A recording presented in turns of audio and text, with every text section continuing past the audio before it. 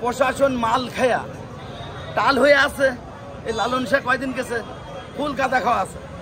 উনি না ভেঙে এখন এটা না ভেঙে উনি চলে যাচ্ছে।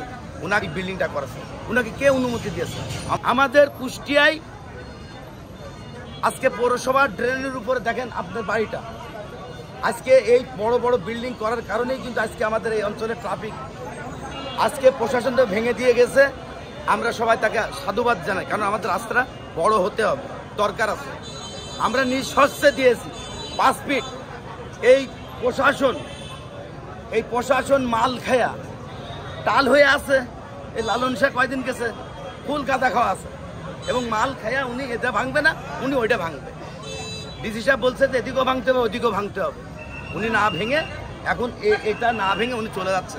উনাকে অনুরোধ করেছি আপনি এটা ভেঙে তারপর এখান থেকে আপনি আপনার পদযাত্রা আপনি চলে যাবেন। আওয়ামী লীগ পিরিয়ডে এই বড় বিল্ডিংটা করা,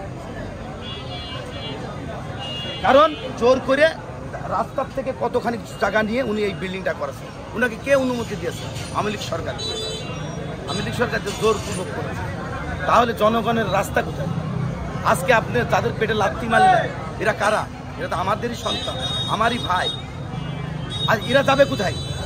এক একটা দোকানের 8টা 10টা করে কর্মচারী, সবাই তো ডিএমএফ করা। এবং আজকে ওইখান থেকে শুরু করে ওই মাথা পর্যন্ত 400টা লোক, এই 400 পরিবার যাবে কোথায়? মালপানি পেয়েছে এই জন্য ভাঙতেছে, সুদা হিসাব চাওয়া। এই পর্যন্ত যেটা সরকারি ড্রেন এটা ক্লোজ করে দিয়েছে, উনি এখান থেকে যাবেন, তারা 100 এখান থেকে যেতে পারবে।